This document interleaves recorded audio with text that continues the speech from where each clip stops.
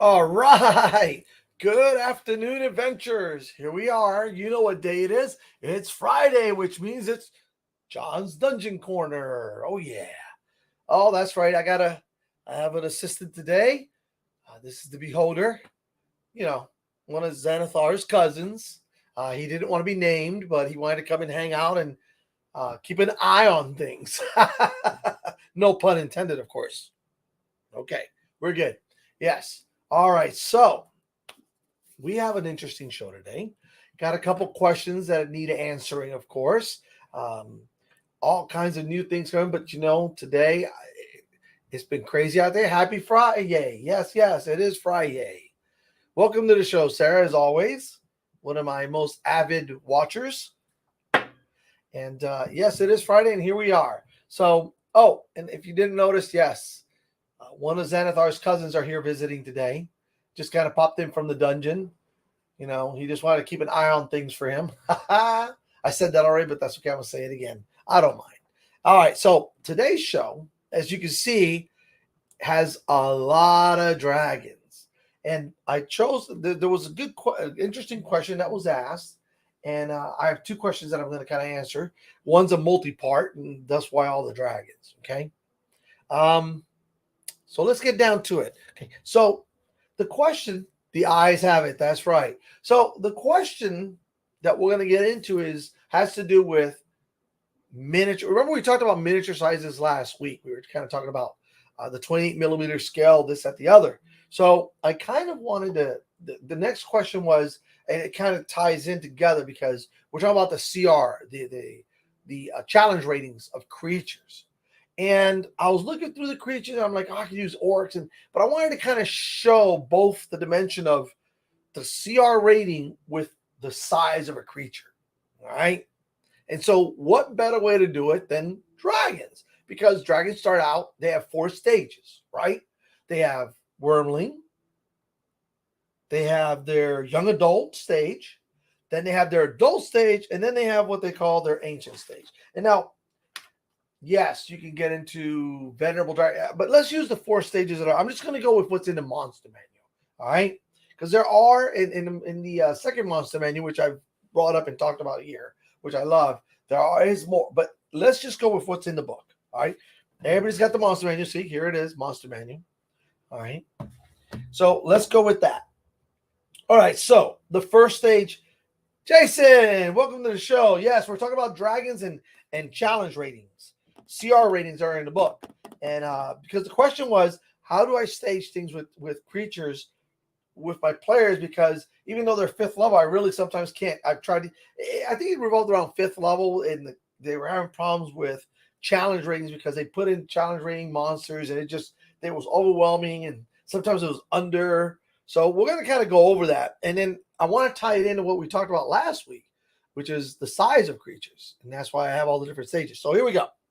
The cool thing is they do have miniatures for this. All right. So let's talk about a wormling. And I'm just going to use a black dragon. These are not all black dragons. There's a green dragon here. Of course, this is a shadow dragon that Lord Soth is riding. And these are all different dragons, but it's the size comparison I want to show. All right. So let's start here with the wormling. So this is the size of a wormling. This is a black dragon wormling. Okay. Well, excuse me, Tiamat. All right. So here we go. That's the size in scale of a wormling. It's got its little treasure there, right? Okay. So, it's got a little skull and crossbone there, which is really neat. But that was a black dragon wormling. And so that creature there, the wormling, is a CR, a challenge rating of 2.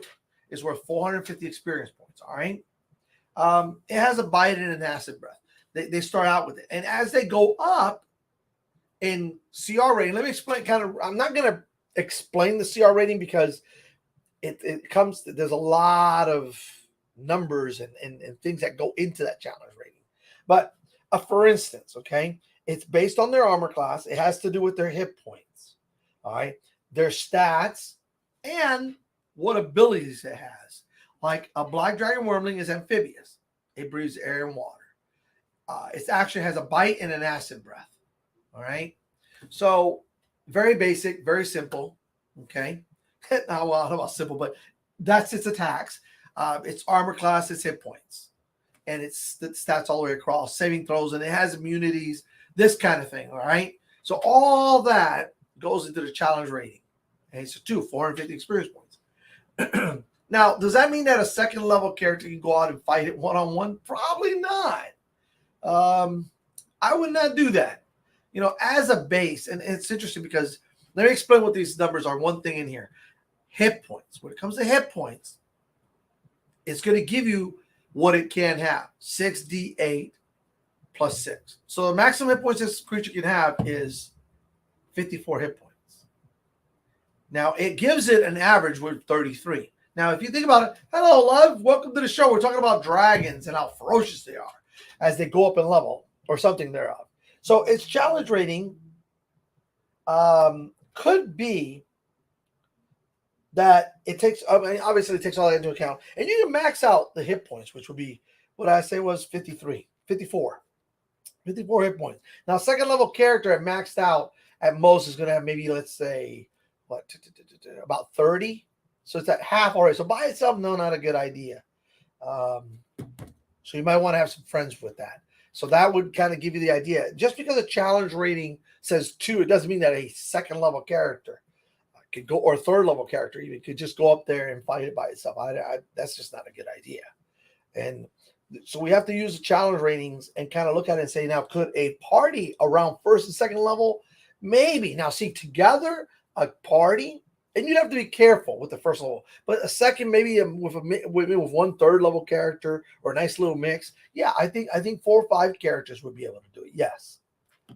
Would they get hurt? Probably. Now, the next stage up, the next challenge rating from there goes from 2 to 7. It kind of makes that big jump. This is a young black dragon, and in comparison, let's go to one of the metallic dragons, right? Let's say you want to fight okay, let's go with the copper. The copper, now, but here's where you get into it. The copper wormling is a challenge rating of 1 because it has 4d8 plus 4 hit points. It has a bite, a breath weapon, acid breath, slowing breath. So it's based on you can tell it has less hit points because this one has 6d8, where down here it has 4d8. So it loses 2 hit dice. The armor class here is 16. The armor class over here is 17. So as you go on and you start comparing things, the stats are pretty much a little different. So if you go through and you look at wormlings, and then we go to a silver dragon. Let me see. Where's my wormling? It's a 2. But watch. Now, a young silver dragon jumps up to a challenge rating of 9, whereas that black dragon jumped to a 7. So you got to be careful because just because they're the same, what do they call it? It's right here. Dragon Age category, it's the same. Dungeons and Dragons and Demons, oh my, absolutely. You got to be careful and look at these ratings because depending on the power of the dragon and how tough it is, that's how they get that challenge rating. Like I said, there's a lot of things that go into that. But okay, so let's stick with the black dragon. Let's just use the black dragon. Okay, so the young black dragon is a challenge rating of 7, which is 3 times the 2, right, and a little bit more. Now it's amphibious. Now here's the difference. It still has this bite, and it still has acid breath. But now we get to add it has multi-attack. So the dragon makes 3 attacks, 1 with its bite and 2 with its claws. So now we're going from 1 attack with the breath that you could use, as opposed to a bite and 2 claw attacks and a breath. Nasty, nasty, nasty. More hit points. Now we're jumping up to 15d10. So it's grown a little bit, right? So now we've gone from this size. We're going to become a young black dragon. So now we're looking at something in comparison. All right. We can kind of go here. Now we're kind of here in this level. Okay. You can tell. Wormling, young dragon. Okay. There's a brass one and a blue one. But there's a black one. I mean, and you can paint these any color. I mean, they kind of make them really neat. It's really neat the way they do them because they do make them to be standing out different. Now, you can even now let me show you something. You can even use this as a young dragon. I fully painted. The idea is that size-wise, There's a little difference, but this is also a red dragon as opposed to a blue dragon. So the red dragon technically, supposedly, is the most powerful of the chromatic dragons. Okay, chromatic are the colors: the red one, red, white, blue, black, and green, and of course you have the gold, the metallic dragons, which are the copper, silver, bronze, gold. Did I forget one? Brass and brass. All right. So that's a size comparison. Now let's take it up one more step. Well, there's two more stages, but let's take it up to another stage. Now we're going to go to the adult black dragon. Now, this is a green dragon. All right. Okay. You know what? No, let's stick to black. I want to show you but let's go to black. Let's stick with the black. So now the black adult black dragon is a CR 14. Once again, now this doubled from 7 to 14. Okay, bam. It's hit dice. And if you notice, the hit dice started off at 8, D8s. Then it went to D10s. Now we're going to go to D12s, and there's 17 of them, plus 85. So by comparison, the worm could have 54 maximum hit points. The young black dragon is going to have 15 D10, 195 hit points. And this,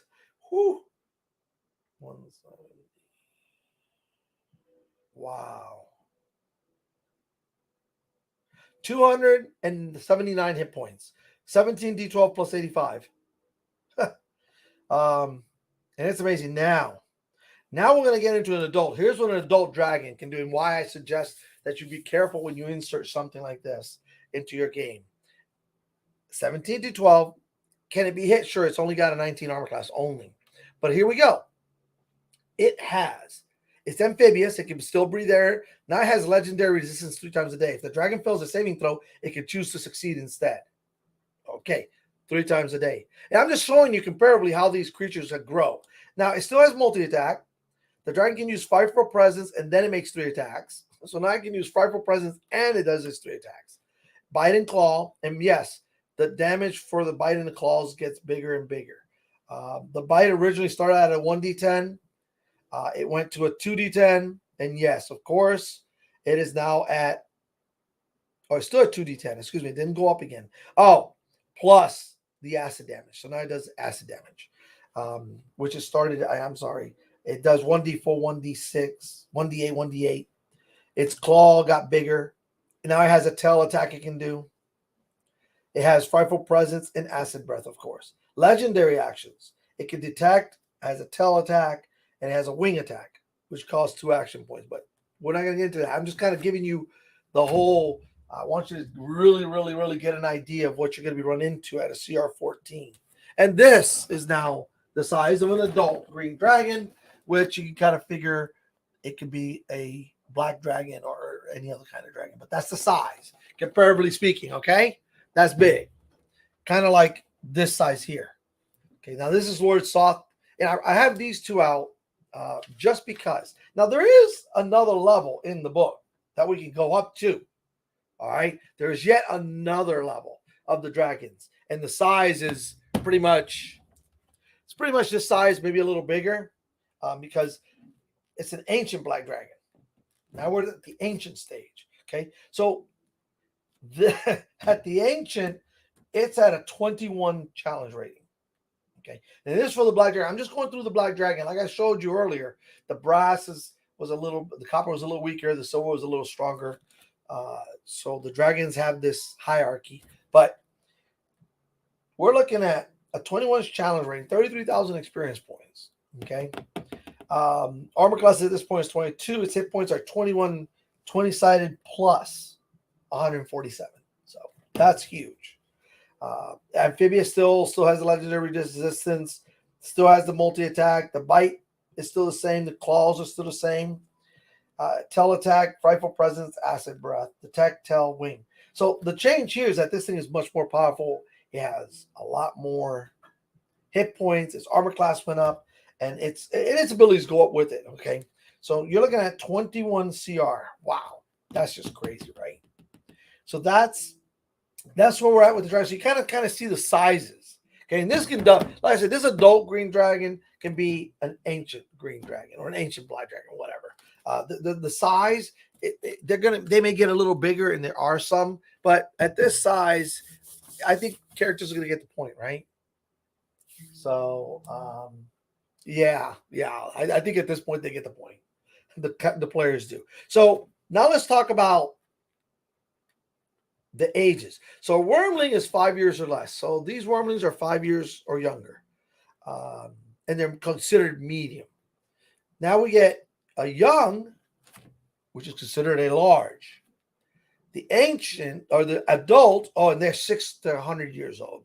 An adult is 100 to 800, 101 to 800 years old, and anything above 801 is called an ancient dragon. Okay, so you've heard the CRs in that. Now, by comparison, okay, let's go back to one of my favorite creatures, right? We all know that. The goblins. The goblins are 1/4 CR. So they're a quarter. So it takes, let's see, 8 of them to make up the black dragon wormling. 8 of them. Now you can throw a boss in there who's a CR, a challenge rating 1, so you could have 1 boss and let's say 4 normal goblins. And basically, once you put all that together, you have a challenge rating of 2. 5 goblins are the equivalent of 1 little wormling. 1 little wormling.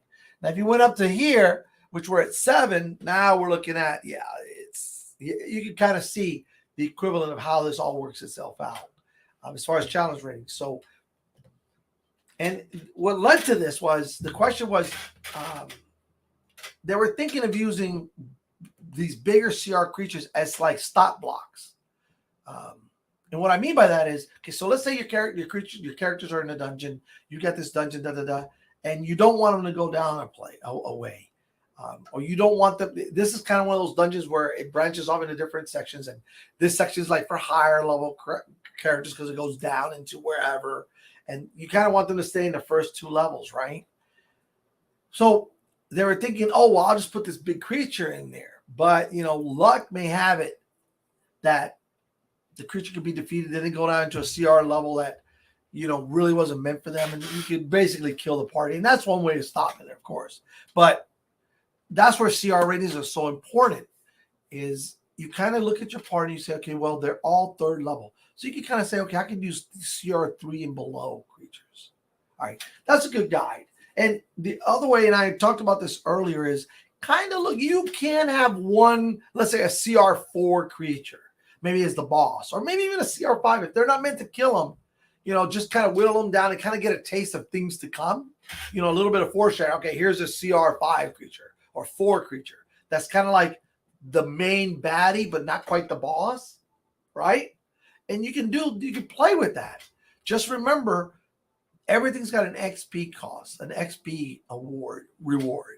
All right. And when you build the dungeon, I always build it to where if I have, let's say, 5 characters and they need 1,000 experience points each to go up, that means I got 5,000 XP worth of CR to work with. And I kind of build it in reverse. I say, okay, well, here's the main boss that they're going to fight. Here's the main creature they're going to fight. It may not be the main boss. Okay, it may be one of his lieutenants or captains or someone important in that hierarchy. Is a cleric, a wizard, a particularly nasty fighter who's a captain, maybe a lieutenant. He has a couple sergeants and some other flunkies, running around with them. And that's how I build my dungeon. But let's say I don't want them to go into this section. I could use something as simple as, this hallway leads to here. And then you notice that it continues on 60 feet and it turns to the right. And here you have a cave-in. Oh, you're going to turn into a goblin one of these days. Just those show me shiny things.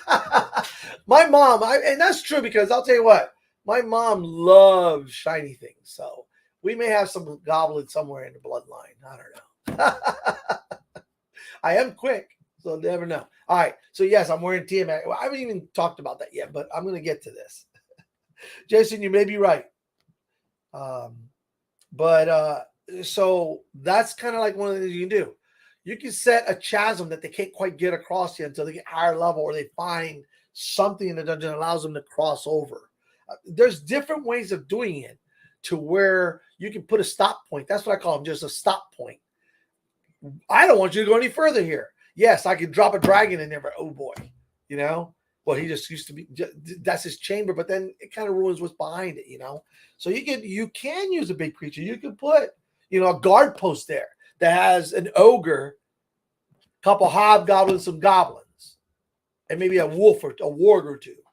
That'll put a stop. And you don't say, oh my God, you run into this. You go, as they're going down, you hear the sounds of barking. Oh, shiny. Stop, Jason.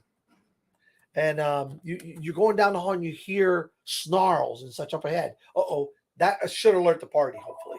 And they'll send somebody down to kind of see what's going on. And they'll go, whoa, there's an ogre there with like 2 or 3 hobgoblins and a group of goblins and a couple of wolves, giant wolves. And that's a hint that the party shouldn't go down there. And if they do go down there, then, and you don't want to wipe them out, then hurt them. Hurt them just a little bit. Let them know you still can. That's what I like to say. Just hurt them a little bit. It's good to let them know that they can be, take some damage and get beat up a little bit. All right. So, and that's what you do. Okay. So there's that. Now, that's one way to use that big CR care. And you know what? You can just drop it in there and it may not be part of, and you may give them an award. You may say, okay, if they figure out they're not supposed to go down there, I'm going to award them this much experience. Okay. And a little bonus for being smart and not going into combat that could end up with them. Yeah. A total party kill, a TPK, right? Total party kill. Yowza.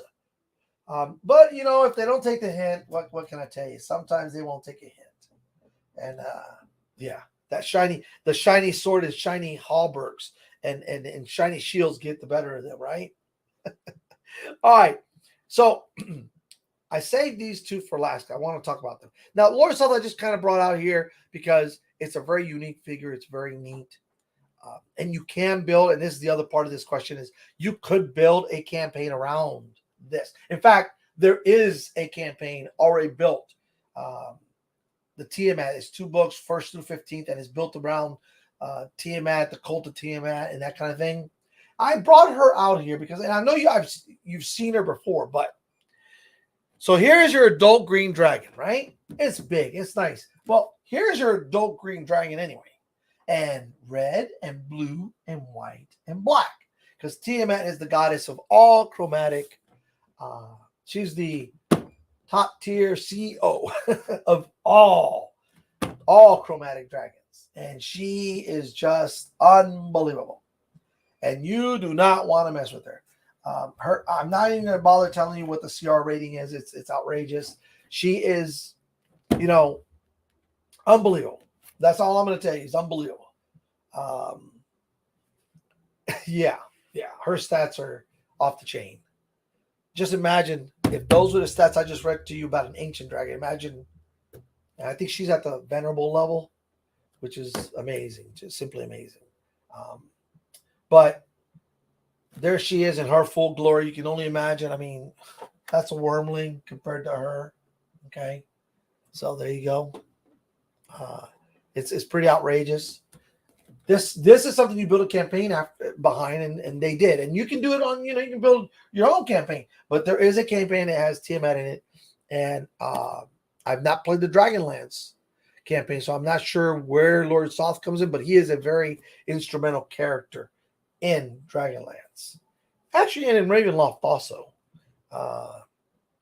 So there you have it. And these figurines are just amazing. I mean, it's beautiful. It's a purple. It's a Shadow Dragon. Beautiful. It's beautiful. So Soth comes in this form, and I think he's got like the Misty form. So it comes in 2 in the box. I have the other one out there. I just didn't bring it out. I want him seated. Don't want to mess with him too much. Just kind of a presentation type of thing. Now, the other thing was characters. This is the flip side. That was all about the Dungeon Master. And I kind of wanted to give the characters an idea of what dragons really are like. Other than the young stage, I mean, you really got to have your P's and Q's, dot your I's, cross your T's when you sit there and start fighting the older dragons. They're smart. They're magical. They are one of the top tiers of any campaign. And they should be, rightly so. When you're like 800 years old, you know stuff. You know things. And you fought a lot of people to get to that age. I guarantee you someone's been trying to knock your door and get to your horde, right? Okay. Now, so characters. I got this question. They, let's just say they were caught with their pants down. And not in a literal sense, just without certain things, certain supplies and that.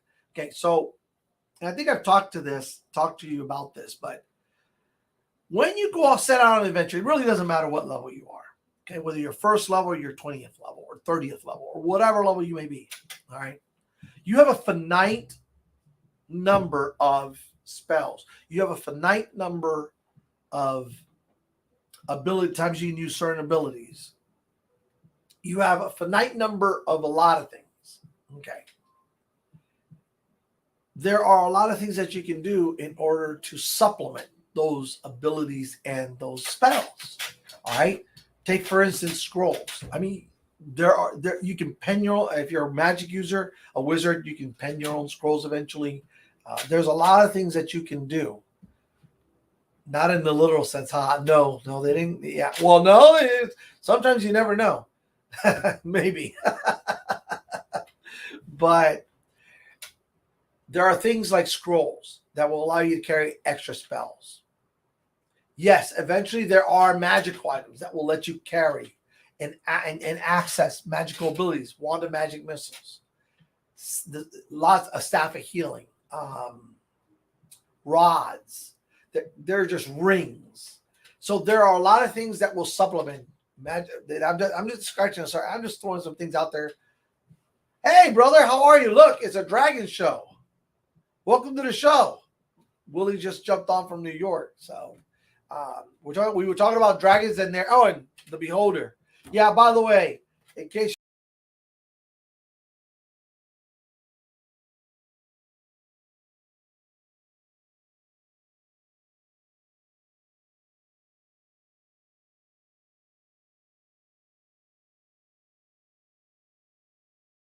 I'm not sure what happened there. Okay, there I am. Here, I'm back. Sorry. The Beholder, right? So let's go back here before the dragons and let's jump on the Beholder, right? Let's just take a look at this. Okay, a Beholder. Here we go.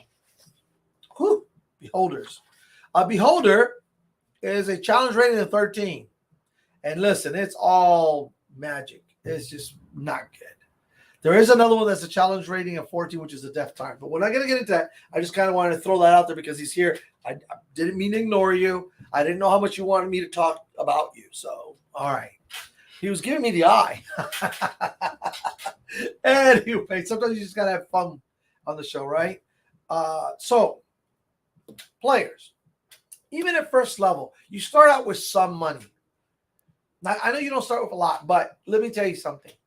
A potion of healing, a scroll of healing can go a long way at first level.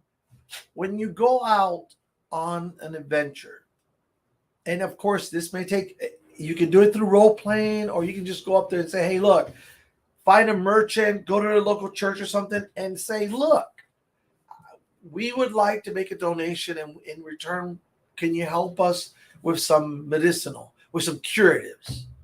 That's it. Just ask. Ask them, hey, is there a merchant that has potions or scrolls of healing that we can buy? Pull your money together. You don't start with a lot. I get it. Pull your money together. You're a group. You're an adventuring party. You're not soloist. If you want to play the game soloist, you're in trouble. I will tell you that. All right. Can it be done? Sure. Can it be done efficiently? No. I don't believe so. I don't know of any first level character that can go into a dungeon by themselves and solo it.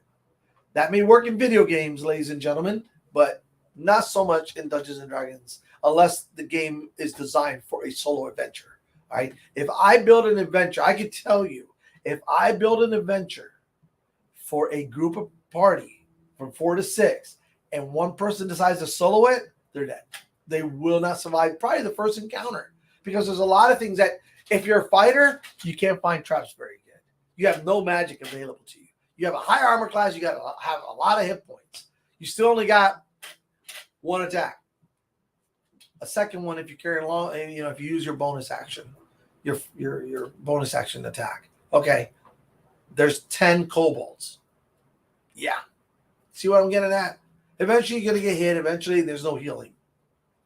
You can carry a lot of potions, but you really don't have the money, right? So you have no healer. You might have a couple potions that the GM was generous and gave them to you and let you buy them really cheap. And if they were even available. So let's get back to reality. All right.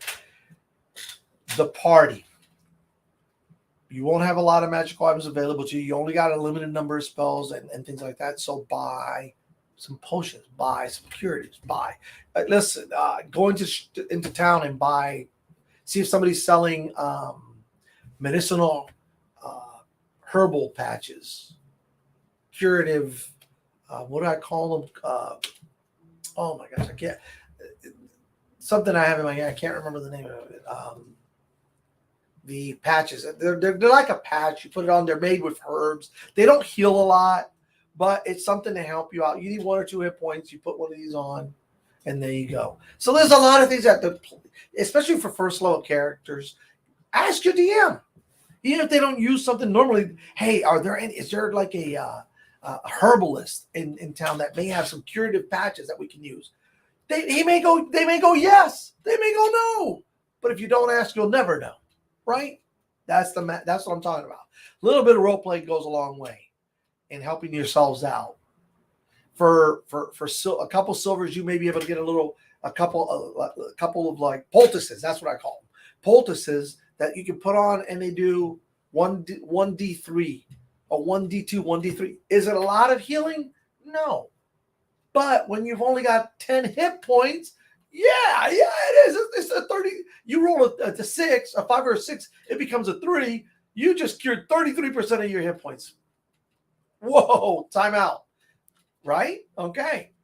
What if you only got 8 hit points? You're almost at 50% now.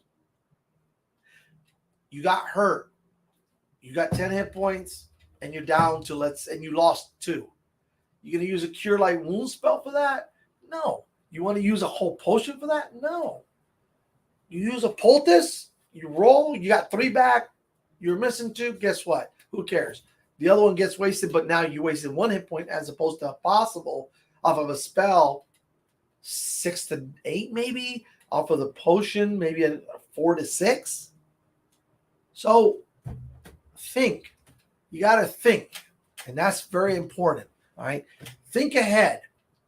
If you got limits, try to overcome them with supplemental gear, supplemental stuff. I'm just going to call it stuff. All right, and that's what I'm going to say. That's really all I'm going to say about that. It was a question. I didn't want to dally on it too much, but it's important because when you're at first level, it's hard monetarily wise. And here's another tip. When you go, yes, you can't carry a lot of stuff. Weight burdens you down. But if you see something, if a goblin's carrying, and it may not be every goblin, some of the goblin quality stuff is like, but they might have a nice shield. They may have a nice sword. They might have a chainmail halberd. If you take it back to town, you might be able to sell it to somebody. Okay? You won't get full price, obviously. Or you may, I don't know, it's up to your game master. But in my game, when you bring something back, I give you a percentage. And, as long as you're not carrying, 25 suits of chainmail and 50 swords and 10 shields and 18 helmets and 40 bolts. Okay, you get what I'm saying. Weight does matter, and I do consider it when it comes to that kind of thing. All right? 50 coins is 1 pound. Go figure. But here's the funny part. Remember, it's 50 coins. 50 coins. So 50 copper, right, is 1 pound. But so is 50 platinum. Just some food for thought. Or let's not even go to platinum. Let's go 50 copper and 50 gold. See what I'm saying? Okay. Anyway, that's what I had to say. If you have any other questions about that, I'm here on Wednesdays. Antonio's here on Wednesdays. There are a lot of game masters, and you can ask. There is no such thing as a dumb question in D&D because there are so many interpretations of it sometimes. I'll show you in the book where to look at and what it kind of means. We'll work it out. whether it's a character or whether it's a DM. I'm always happy to talk Dungeons and Dragons. Love it. All right. So are the other DMs. And if they're in the middle of a game, you know what? Just okay, after the game, can I talk to you for a few minutes? Or get here a little early because most of us are here early anyway and talk to us. Tell one of the staff, hey, listen, can I talk to that guy that's on the Facebook that has his own show? You know, John's Dungeon Corner, that guy, or those other people that he talks about. There you go. And we'll set something up. All right. So anyway, with all that being said, I want you guys to have a great Friday. As always, may the road rise up to meet your feet, and may all your adventures be successful. Next month, we're going to split the month in half. We're going to talk about things for the Dungeon Master in the beginning of the month, and then we're going to split up the back part for players. And I think that's what I'm going to start doing with each. There's going to be a couple of months where we just talk about generic stuff, kind of like this month, where we kind of bounced around through things and we talk about painting, miniatures, this, that, the other. But next month, the first half is going to be DM. Second half is going to be players. That's the way I'm going to structure it. And I told you, I'm going to kind of structure the show as I go. But anyway, other than that, thank you for joining me. Thank you for joining us. All of you who are here, thank you. Those who will see it later, thank you. Without you, there is no show. It's just me talking into the empty air and just sitting there. Anyway, have a wonderful weekend. And I will see you next week. Oh, before I go, May 6th from 10 to 8 p.m. is Free Comic Book Day here at the Collective. I almost forgot I had all these to remind me. Saturday, May 6th, put that down. 10 to 8, Free Comic Book Day. You got to come and check it out. You can't beat that. You can walk out of here with a bunch of comic books. They'll have sales usually. It's just a lot of fun. Anyway, with that being said, have a beautiful weekend, and I will see you next Friday right here at the Collective on John's Dungeon Corner. Take care.